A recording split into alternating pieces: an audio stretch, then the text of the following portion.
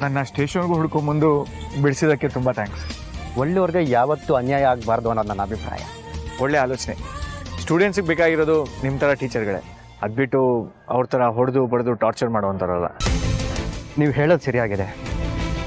ಮಕ್ಕಳು ಮನಸ್ಸು ಗೆದ್ದು ಹೇಳ್ಕೊಡ್ಬೇಕೆ ಹೊತ್ತು ಮಕ್ಕಳನ್ನ ಹೊಡೆದು ಬಡ್ದು ಹೇಳ್ಕೊಡೋದು ಯಾವ ಮನುಷ್ಯತ್ವ ಹೇಳಿ.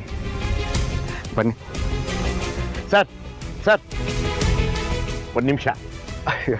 ನಂದು ನಿಮ್ಮ ಮಗನ ವಯಸ್ಸೇ, ಯಾಕೆ ಸರ್ ಅಂತ ಕರಿತೀರಾ?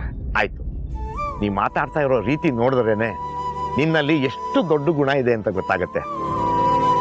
ಅಲ್ಲ, ಇಷ್ಟು ದೊಡ್ಡ ಗುಣ ಇರೋನು ಇಂಥವ್ರ ಸಹವಾಸ ಎಲ್ಲ ಮಾಡಿ ಕೆಟ್ಟ ಹೆಸರು ತಗೋತಿರಲ್ಲ ಅನ್ನೋದಷ್ಟೇ ನನ್ನ ಕಾಳಜಿ ಸರ್. ಅವನು ನನ್ನ ಮಗನೇ ಆಗಿದ್ರು ಅವನಿಗೂ ನನಗೂ ಅಪ್ಪ ಮಗನ ಸಂಬಂಧ ಇಲ್ಲ ಕಣಪ್ಪ. ಅದು ಯಾವತ್ತೋ ಸತ್ತೋಯ್ತು. ಅವನು ಮನೆಗೆ ಮಾರಿ ಊರಿಗೆ ಉಕ್ಕಾರಿ ಅನ್ನೋ ಥರ ತಿರುಗ್ತಾ ಇದ್ದ. ಕರ್ಕೊಂಬಂದು ಮನೆಗೆ ಸೇರಿಸ್ಕೊಂಡೆ. ಅವತ್ತಿನಿಂದ ಪ್ರತಿ ದಿನ ಒಂದಲ್ಲ ಒಂದು ರಾಧ ಅಂತ ಇದ್ದಿದ್ದೆ. ಅವನ ಹಿನ್ನೆಲೆ ಗೊತ್ತಿಲ್ಲದೆ ಅವನಿಗೆ ಸಹಾಯ ಮಾಡಿದ್ಯಲ್ಲ, ಅದಕ್ಕೆ ಅವನ ಬಗ್ಗೆ ಎಚ್ಚರಿಕೆಯಿಂದ ಇರು ಅಂತ ಹೇಳಕ್ಕಷ್ಟೇ ಕರೆದೆ. ನಿಮ್ಮ ಪ್ರಕಾರ ನಿಮ್ಮ ಮಗ ಮಾಡಿ ತಪ್ಪೇ ಇರ್ಬೋದು, ಆದರೆ ಅಮಾಯಕ ಮಕ್ಳಿಗೆ ಹೊಡೆದ್ರಲ್ಲ ಆ ಟೀಚರು, ಅವ್ರದ್ದು ತಪ್ಪೇ ಅಲ್ವಾ ಸರ್? ನಿಮ್ಮ ಪ್ರಕಾರ ನರಸಿಂಹ ಅವರು ಟೀಚರ್ಗೆ ಹೊಡೆದಿದ್ದು ಸರಿ ಅಂತೀರಾ ತಪ್ಪಂತೀರಾ? ನೀವೇ ಹೇಳಿ.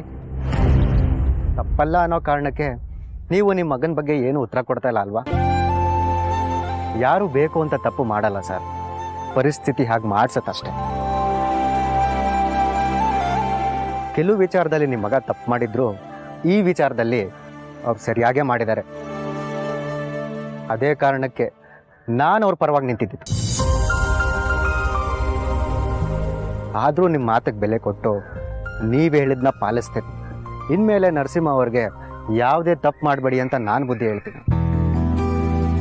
ಅಂದಹಾಗೆ ನಮ್ಮೂರಲ್ಲಿ ಎಲ್ಲಿ ನಿಮ್ಮನೆ? ಇನ್ನೂ ಇಲ್ಲಿರೋಕ್ಕೆ ಮನೆ ಸಿಕ್ಕಿಲ್ಲ ಸರ್, ಹುಡುಕ್ತಾ ಇದ್ದೀನಿ.